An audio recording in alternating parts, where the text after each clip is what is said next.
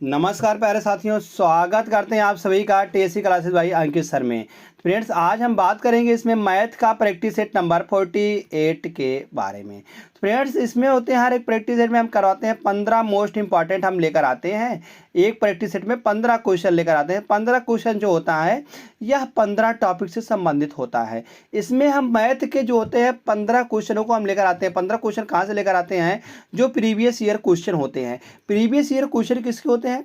तो previous year question होते हैं जैसे railway, bank, SSC CGL, SSC GD, MTS, SSC CSL, ITBP, SSB, BSF, CPO, Agniveer, ALP technician, UP triple SC PET, CRPF, army, navy, CTET, UP BEd, bank PO, group D, air force, CDS, NTPC, RPF, UP police, दरोगा, IB, SSC stenographer या UK PSC या DRDO या कि state के किसी भी exam के जिसमें मैथ आता है तो वह उन सभी का प्रीवियस ईयर का क्वेश्चन है और यह इन सभी के लिए भी मोस्ट इंपॉर्टेंट होने वाला है। तो चलते हैं फ्रेंड्स, आज के महत्वपूर्ण जो प्रीवियस ईयर का क्वेश्चन है हम सिर्फ इसमें प्रैक्टिस सेट में लाते हैं, प्रीवियस ईयर का क्वेश्चन लेकर आते हैं। तो हम प्रीवियस ईयर के क्वेश्चन से आंकड़ा लगा सकते हैं कि क्वेश्चन जो आता है या इसी प्रकार से आएगा।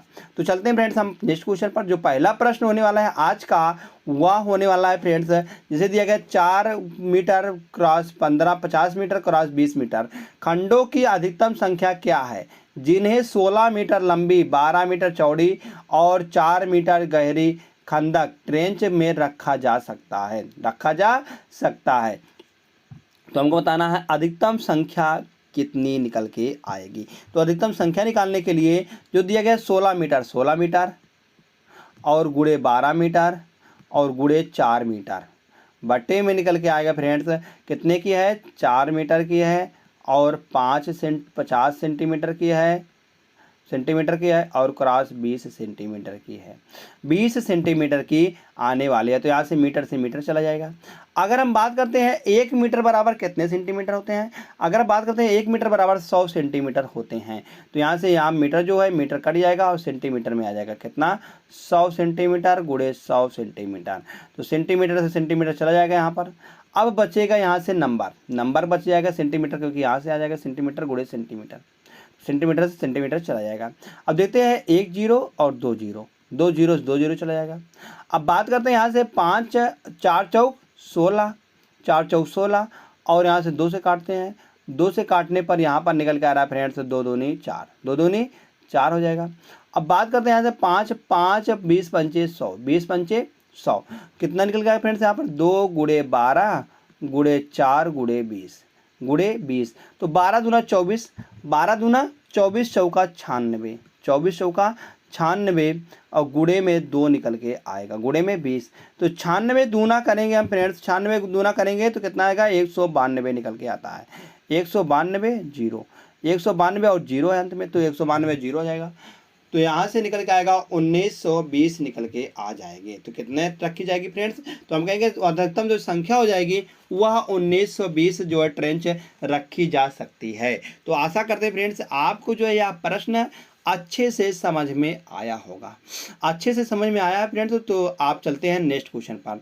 तो कितना सही? ऑप्शन नंबर डी सही होगा। तुरंत निकल जाएंगे नेक्स्ट क्वेश्चन। क्वेश्चन नंबर जो सेकंड है, यह दिया गया एक ठोस अर्धगोले का वक्र पृष्ठीय क्षेत्रफल 22 सेंटीमीटर है। कितना है?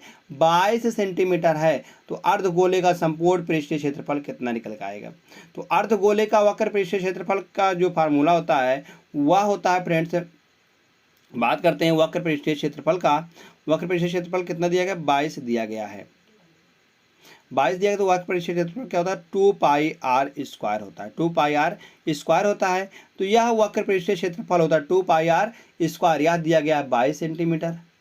वक्र पृष्ठीय क्षेत्रफल दिया गया 22 सेंटीमीटर स्क्वायर। तो 22 सेंटीमीटर स्क्वायर दिया गया है। और अर्धगोले का संपूर्ण पृष्ठीय क्षेत्रफल, तो अर्धगोले का संपूर्ण पृष्ठीय क्षेत्रफल अगर हम निकालते हैं तो यह होता है 3 pi r square. 3 pi r square, 3 pi r square. तो 2 पाई आर स्क्वायर का मान दिया गया यहाँ से, तो यहाँ से निकाल लेंगे 1 पाई आर स्क्वायर का मान। तो कितना आएगा? 11 निकल के आएगा, 11 सेंटीमीटर स्क्वायर। तो यहाँ से 11 गुणे हम 3 कर देंगे। 1 बराबर दिया गया है 11, तो 3 बराबर कितना है? 11 3 33। 33 सेंटीमीटर स्क्वायर निकल के आ जाएगा इसका आंसर। कितना है फ्रेंड्स? 33 आ जाएगा। 33 किस में दिया गया है? हम कहेंगे 33 दिया गया है ऑप्शन नंबर बी में। तो ऑप्शन नंबर बी में यहाँ पे 33 है, तो 33 सेंटीमीटर स्क्वायर इसका सही जवाब निकल के आ जाएगा। तो आशा करते हैं फ्रेंड्स आपको यह भी प्रश्न समझ में आया है। जैसे आप इस प्रश्न समझ में आया है तो हम भागते हैं थर्ड क्वेश्चन पर। तो तीसरा प्रश्न दिया गया है। तीसरा प्रश्न है 1 2 3 4 और ऐसे ऐसे लिखा गया है 1000 तक, बीच में डॉट डॉट था। तो 1000 संख्याओं का एक साथ गुणा कर दिया जाए, 1000 तक संख्याओं का आपस में गुणा कर दिया जाए तो गुणनफल अंत में कितने शून्य आएंगे। तो अंत में बताना है कितने शून्य निकल के आने वाला है। तो यहाँ से बात करते हैं, जैसे 1 गुणे 2 किया गया है, गुणे 3 किया गया है, गुणे 4 किया गया है, ऐसे लिख दिया गया है 1000 तक। ऐसे अगर फ्रेंड्स लिखा जाता है तो इसको हम क्या लिख सकते हैं? 1000 फैक्टोरियल लिख सकते हैं। 1000 फैक्टोरियल लिख सकते हैं। किसी भी संख्या का अगर फैक्टोरियल लिखा रहता है तो उसमें जो संख्या न्यूनतम शून्य है वह कौन सा निर्धारण करता है? हम कहेंगे न्यूनतम शून्य जो है वह 5 या 10, 5 या 10 का जो गुणा, मतलब 2 और 5 का जो गुणा होगा वही तो 10 शून्य निर्धारित करता है।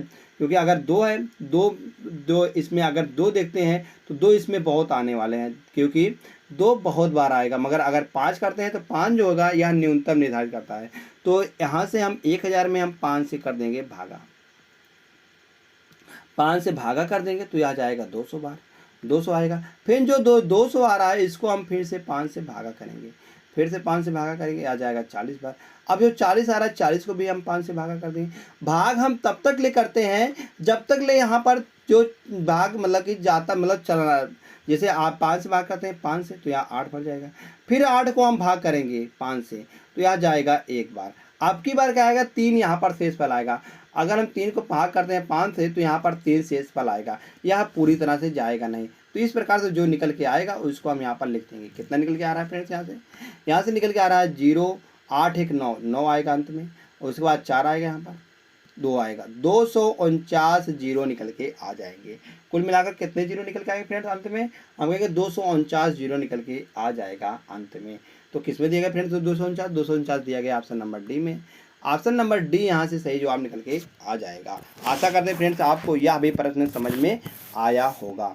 चलते हैं नेक्स्ट क्वेश्चन पर। नेक्स्ट क्वेश्चन है क्वेश्चन नंबर 4 है। यह फ्रेंड्स है सिंपलीफिकेशन का प्रश्न होना है। सिंपलीफिकेशन के क्वेश्चन में कोई भी शॉर्ट ट्रिक नहीं होता है, सिर्फ एक ही नियम लगता है, वह होता है बी बोर्ड मास। बी बोर्ड मास, यह नियम से इसको हम सॉल्व करेंगे। बी बोर्ड मास से पहले ब्रेकेट होता है, ब्रेकेट तो इसमें दिया गया नहीं है। फिर उसके बाद होता है बार होता है, बी मतलब बार होता है। उसके बाद बी मतलब होता है ब्रेकेट, ब्रेकेट तो इसमें दिया गया नहीं, ना बार दिया गया है। आप दिया गया, वो मतलब होता है आप। आपकी बार क्या पहले आता है? आप आता है। तो जैसे दिया गया 3 गुणे 3/10, यहाँ पर गुणे लगा देंगे और इसको सॉल्व कर लेंगे। 3 3 का 9 हो जाएगा, और इसको जब सॉल्व करेंगे यहाँ से 2 बार जाएगा, यहाँ 5 बार जाएगा। 5 बटा इतना मतलब कि 2/15 आ जाएगा। तो 2/3 लिखा गया यहाँ पर, और भागे है, अगर इसको हम गुणा में बदलेंगे तो यहाँ पर गुणा हो जाएगा, और जो इधर के अब भिन्न है वह बदल जाएगी। तो 5 3 15/2, 15/2, यहाँ से 3 से काटेंगे हम, 3 से काटा पीटी मचा देंगे हम। तो 3 से काटने पर यहाँ पर आ रहा है 5 बार जा रहा है, और 2 से काटने पर यहाँ पर 2 कट जा रहा है। तो क्या बच रहा है? यहाँ पर 5 बच रहा है फ्रेंड। इतने दूरी पर 5 बच गया है। अब इसको हम सॉल्व करते हैं। यहाँ पर इसको सॉल्व करते हैं, बीच वाले को यहाँ से यहाँ तक लें। तो यहाँ से यहाँ तक ले सॉल्व करने पर पहले क्या सॉल्व होता है? भाग सॉल्व होता है। भाग सॉल्व करने के लिए 9 करना, 9 1 10, 10/9 आ जाएगा। और भाग है, इसको गुणा में बदलने के लिए तो यह जो है अंत वाला जो भिन्न है वह बदल जाएगा, मतलब 15/8 आ जाएगा। तो इसको सॉल्व करने पर तो यहाँ से 3 3 का 9 हो जाएगा, 5 दूनी 5 3 15 आ जाएगा। तो इसको सॉल्व करते हैं, तो सॉल्व करने पर 4 दूनी 8 आ जाएगा, और 5 दूनी 10 आएगा। तो 50 25/3 चौक 12, 50 25/3 चौक 12 निकल के आ रहा है। तो 3 चौक 12 यहाँ पर 4 है, 4 गुणे 5 गुणे 5 गुणे 5/3 गुणे 4, 3 गुणे 4। तो यहाँ से देख रहे हैं 4 से 4 चला जा रहा है, और 5 से 5 चला जाएगा। तो क्या बच रहा है यहाँ पर? यहाँ पर बच रहा है 5 - 5/3, 5 - 5/3। अब आगे सॉल्व कर लेते हैं इतने को।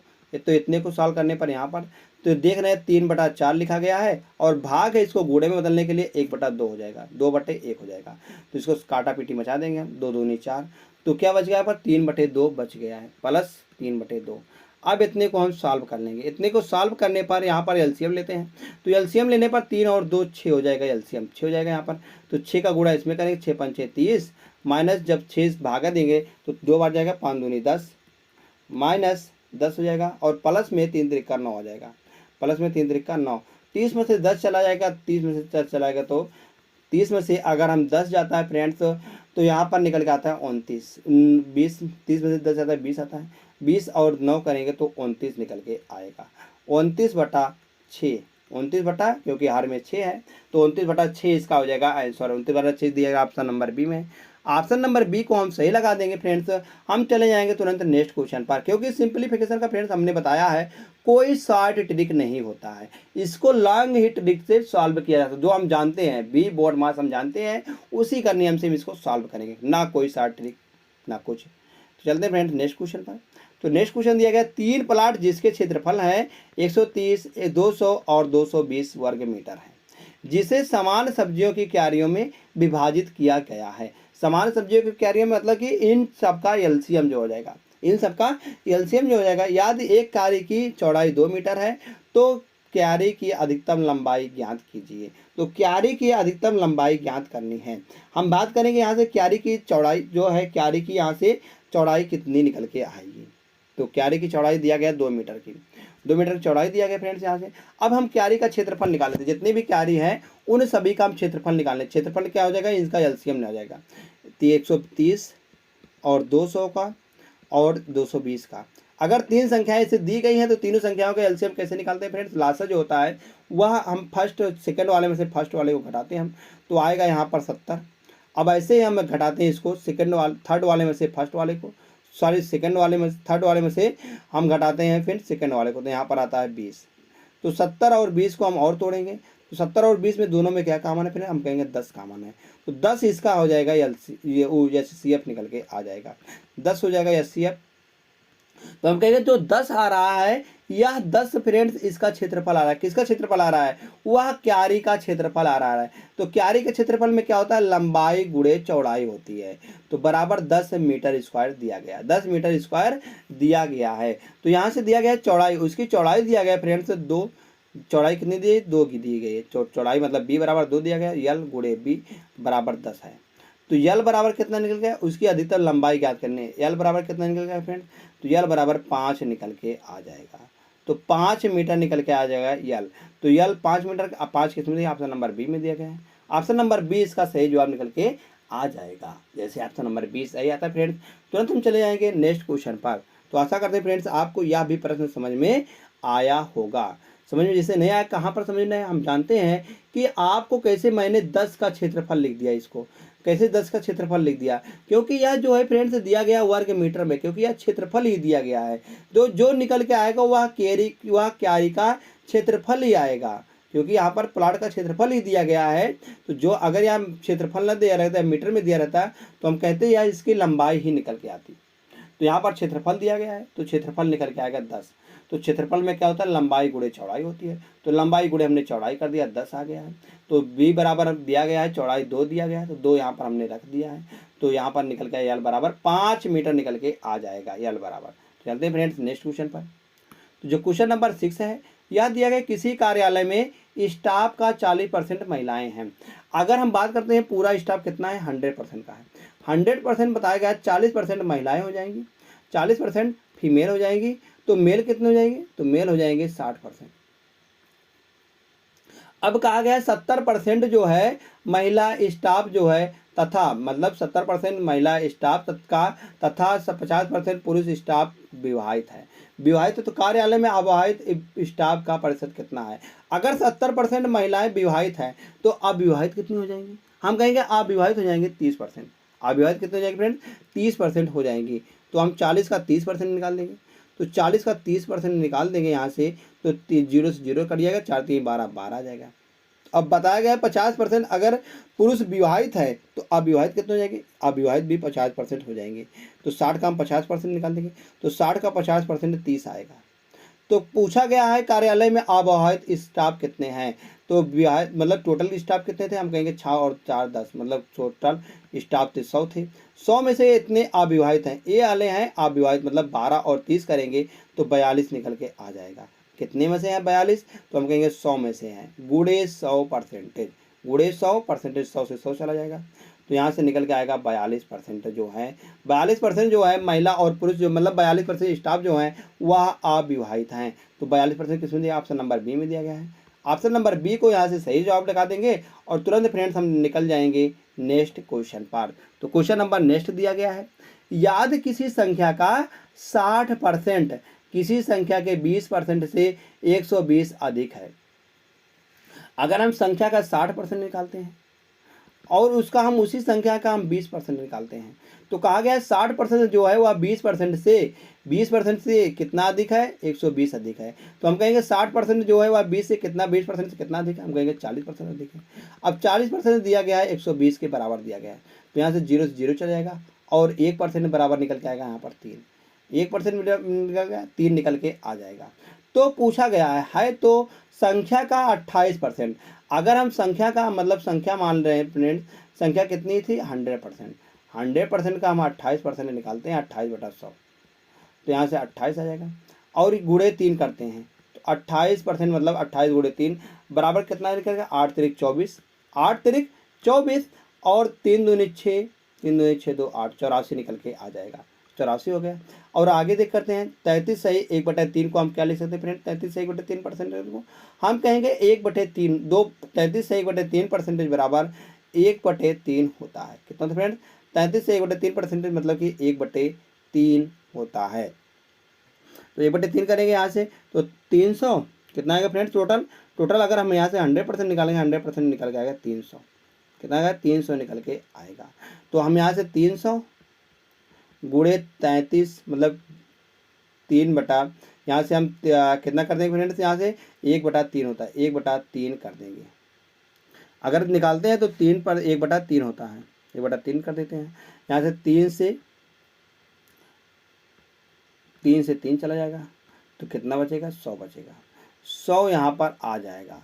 तो पूछा गया है कि कितना कम है, तो यहाँ से देख रहे हैं 84 कितना कम है 100 से, 100 से जो 84 कम है वह कितना कम है, तो हम कहेंगे 16% कम होने वाला है, क्योंकि 100 आएगा, 100 से 16% मतलब 16/100 कर देंगे तो 16% ही निकल के आएगा। तो 16% किस में दिया है, ऑप्शन नंबर सी में दिया फ्रेंड, ऑप्शन नंबर सी इसका सही जवाब निकल के आ जाएगा। जैसे ही ऑप्शन नंबर सी सही आता है फ्रेंड, वो तुरंत हम भागते हैं नेक्स्ट क्वेश्चन पर। तो क्वेश्चन नंबर नेक्स्ट दिया गया है, एक स्कूटर के विज्ञापित मूल्य पर 10% छूट देने के बावजूद एक डीलर को 20% का लाभ होता है। तो 20% का लाभ होता है मतलब 10% का छूट, मतलब कि अगर हम 10% की छूट बात करते हैं तो वहाँ होता है 1/10, 1/10 में 10% छूट मतलब 10 से 9 हो रहा है, 10 से 9 हो रहा है उसके मूल्य में, मतलब कि उसका मूल्य क्या है, MRP है और SP हो जाएगा और CP हो जाएगा। अगर इसके MRP में हम 10% की छूट देते, 10% मतलब 10 से 9 हो जाएगा, MRP 10 था और SP उसको बेच दिया 9 पर। फिर आगे बताया गया है, आगे है एक डीलर को 20% का लाभ होता है, लाभ या हानि जो होती है वह CP पर होती है। तो 20% का लाभ मतलब कि 20/100, 20/100 मतलब कि 1/5, 5 में 1 का लाभ हो रहा है, मतलब कि पहले थी वस्तु 5 की थी और 1 का लाभ हो रहा है, कुल मिलाकर 6 का हो रहा है। कितनी को फ्रेंड, 6 का निकल के आ रहा है। अब इसको हम यहाँ पर जो दिया गया है इसके यहाँ पर परसेंटेज हम बना लेंगे, यहाँ पर जो नहीं दिया गया, क्या नहीं दिया गया है, यहाँ पर 9 है तो इसके अक्षर पर हम 9 लिख देंगे और यहाँ पर 6 है तो यहाँ पर हम 6 भर देंगे। अब इसको हम सरल कर लेंगे और तो 10 छंग 60 हो जाएगा और 9 छंग 54 हो जाएगा, 9 पचे 45 निकल के आ जाएगा। अब देखते फ्रेंड्स बताया क्या है आगे, याद उसे 7500 रुपये का लाभ होता है। लाभ यहाँ पर देखते हैं कितने का हो रहा है, लाभ यहाँ पर हो रहा है फ्रेंड्स 9 रुपये का, 9 रुपये का लाभ मतलब 9 का लाभ हो रहा है, 9 का बताया गया है 7500 रुपये के बराबर है, 7500 रुपये का लाभ हो रहा है। तो 1 बराबर कितना आ जाएगा, यहाँ से निकालते हैं 1 बराबर आ जाएगा 7500/9। हमको क्या याद करना, तो स्कूटर का विज्ञापित मूल्य कितना था, तो विज्ञापित मूल्य मतलब वही MRP कितना था 60 था, तो यहाँ पर 1 बराबर 7500 है तो 60 बराबर कितना था गुणे 60 हम कर देंगे यहाँ से, तो 1 बराबर 7500 गुणे 60 कर देंगे फ्रेंड्स यहाँ से। तो यहाँ से निकल के आने वाला है, अगर हम इसको सरल करेंगे तो यहाँ से निकल के आएगा 3 दूनी 6 और 3 तिरिका 9। फिर यहाँ से इसको काटेंगे हम। 25 तियाँ 75, 25 तियाँ 75, डबल जीरो निकल जाएगा। अब 25 गुणे 2 करते हैं तो 50 आएगा, 25 गुणे 2 करते हैं 50 आएगा, और आगे 2 3 जीरो लगा देंगे आगे, तो आगे हम 3 जीरो निकाल देंगे, तो कुल मिलाकर कितना आएगा 50,000 निकल के आ जाएगा। तो स्कूटर का जो विज्ञापित मूल्य है वह 50,000 आ जाएगा। 50,000 ऑप्शन नंबर सी में है। ऑप्शन नंबर सी यहाँ से सही जवाब निकल के आ जाएगा। जैसे आप फ्रेंड्स ऑप्शन नंबर सी सही आता है, तुरंत हम भागते हैं नेक्स्ट क्वेश्चन पर।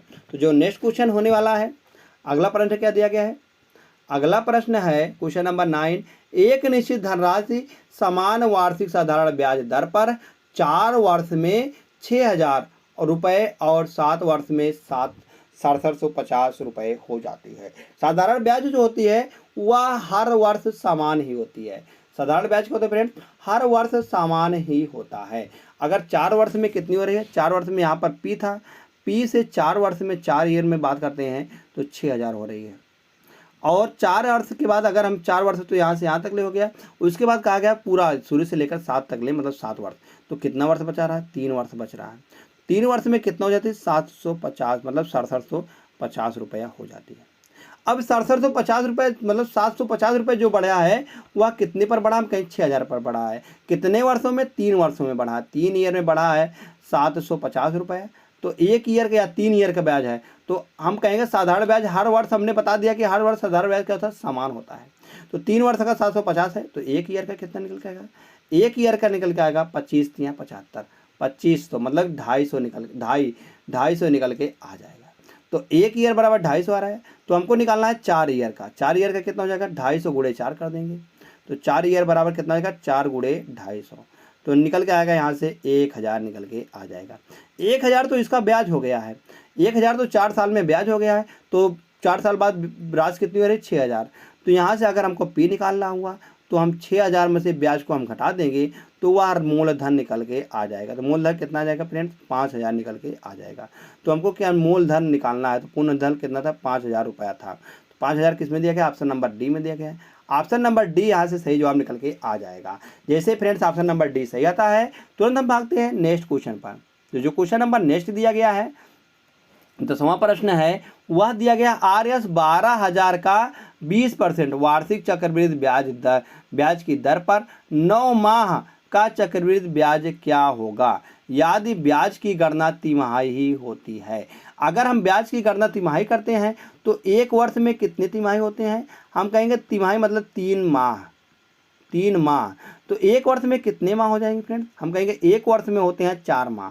1 वर्ष में करते हैं तो 1 वर्ष में अगर तिमाही की बात करते हैं तो 1 वर्ष में 4 तिमाही आएंगे। 3 का कितना बनेगा? 4 तिमाही बनेंगे। तो 20 बटे हम 4 कर देंगे, तो 20 बटे हम 4 कर देंगे तो यह आ जाएगा 1 तिमाही का परसेंटेज। तो 1 तिमाही का कितना परसेंटेज? 5% हो रहा है।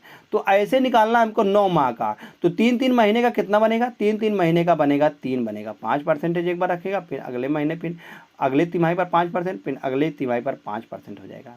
तो 5% बराबर क्या होता है फ्रेंड्स? 5% बराबर हम कहेंगे 5% बराबर 1/20 होता है। 1/20 हो जाएगा। तो राशि कितनी हो रही है? हम कहेंगे राशि यहाँ से पहले वर्ष हो जाएगी 20 से 21, दूसरे वर्ष भी 20 से 21 हो जाएगी, तीसरे वर्ष भी 20 से 21 हो जाएगी। तो यहाँ से गुणा कर लेंगे, 2 दूनी 4, 2 दूनी 4 दूनी 8, 8,000 निकल के आ जाएगा। और यहाँ से 21 गुणे 21 करते हैं तो यह आ जाएगा 92 61 निकल के आ जाएगा। तो यहाँ से जो CI निकल के आएगा, CI जो ब्याज निकल के आएगा, ब्याज आएगा 1261 निकल के आएगा CI। हमको निकालना है कि उसका ब्याज, वही तो ब्याज CI निकालना है, मगर यहाँ पर जो 8,000 दिया गया है, 8,000 न देकर यहाँ पर 12,000 दिया गया है। राशि कितनी थी? 12,000 रुपये थी। तो 8,000 बराबर हम लेके देंगे 12,000 रुपये। तो 3 जीरो से 3 जीरो चला जाएगा, 3 जीरो काट दिए। तो 4 से काटते हैं, 4 तिहाई 12 और 4 दूनी 8। तो 1 बराबर निकल के आएगा फ्रेंड्स 3/2। 1 बराबर निकल गया 3/2। तो यहाँ से हमको निकालना है 1261 बराबर। 1261 में हम 3/2 से गुणा कर देंगे। तो गुणा कर देंगे तो पहले 3 से गुणा करते हैं। तो 3 से गुणा करने पर क्या निकल कर रहा है?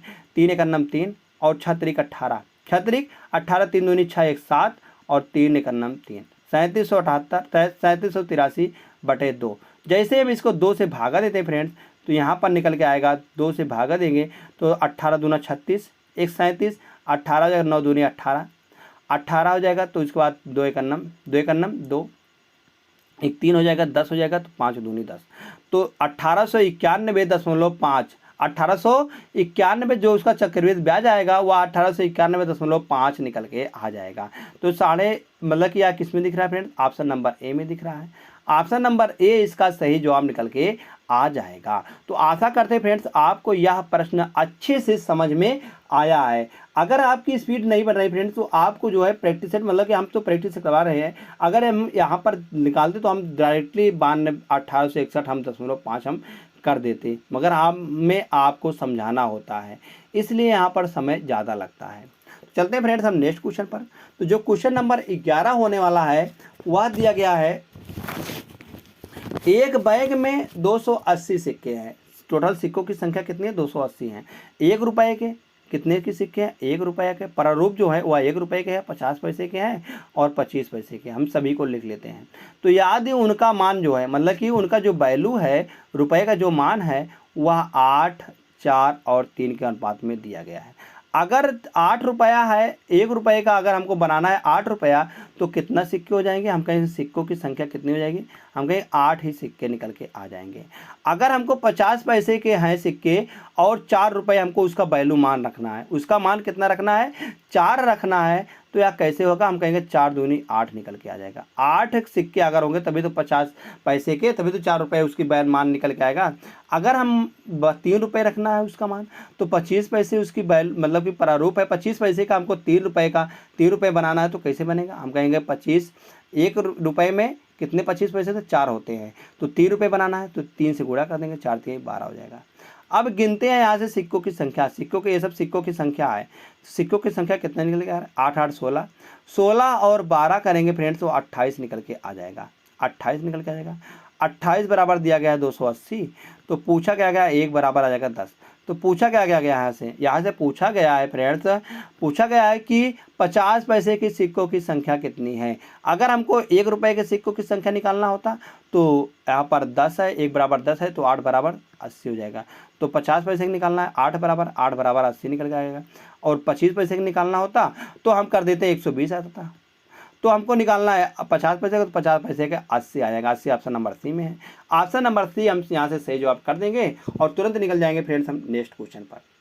तो जो नेक्स्ट क्वेश्चन है वह है 94,000 रुपये को ए, बी और सी में इस प्रकार विभाजित किया जाता है कि ए के हिस्से का 20%।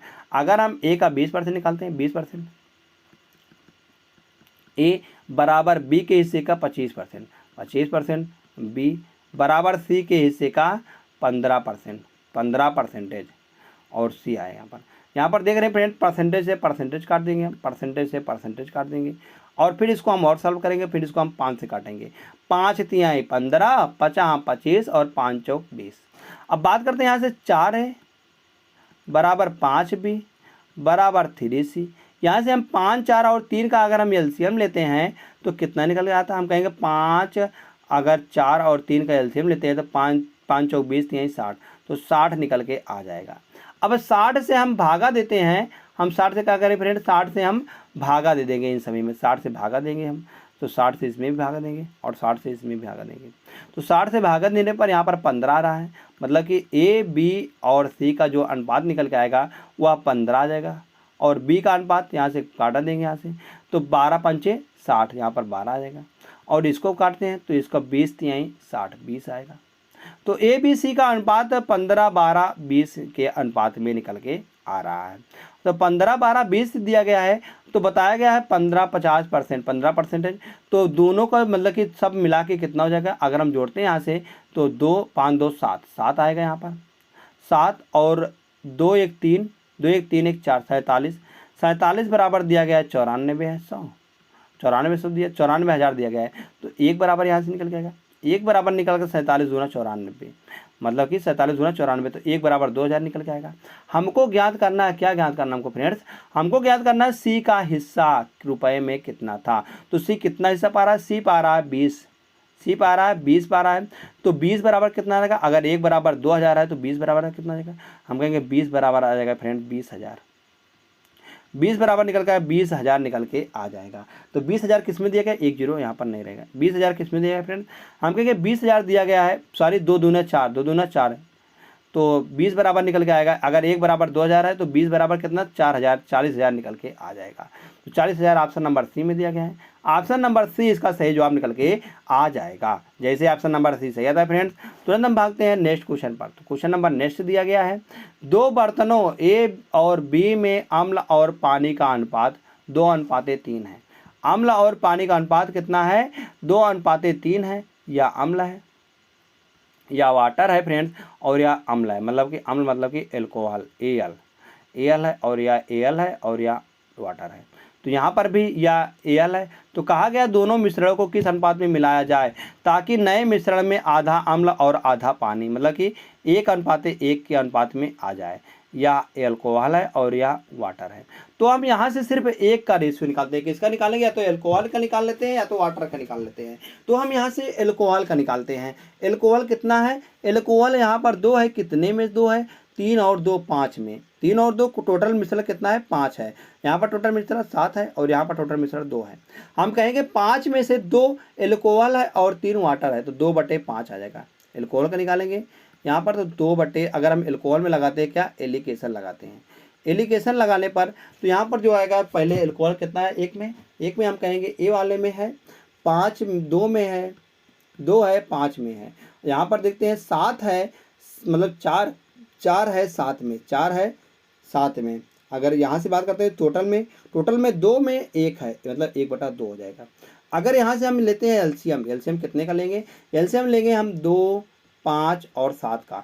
2 5 और 7 का एलसीएम 5 दूनी 10 से 70 निकल के आ जाएगा। अब 70 से गुणा हम इसमें कर देंगे और 70 से गुणा हम इसमें कर देंगे और 70 से गुणा हम इसमें कर देंगे। तो जैसे 70 का गुणा करते हैं तो 70 से इसको काटते हैं फ्रेंड, तो 70 से काटते हैं इसको, तो 5 का नम 5 और 3, 5 2 7 20 आएगा। तो 12 पंचे 60, यहाँ पर आएगा 20, तो 14 पंचे 70, 14 आएगा। तो 14 दूना 28, यहाँ पर 28 निकल के आ जाएगा। और इसको काटते हैं 10 बार जाएगा, 10 चौक 40 आ जाएगा। कितना है फ्रेंड्स, यहाँ पर 40 आ जाएगा। इसको काटते हैं यहाँ 35 बार जाएगा, यहाँ पर 35 हो जाएगा। अगर हम इसको घटाते हैं यहाँ से, क्या करते हैं यहाँ से, इसको यहाँ से घटाते हैं।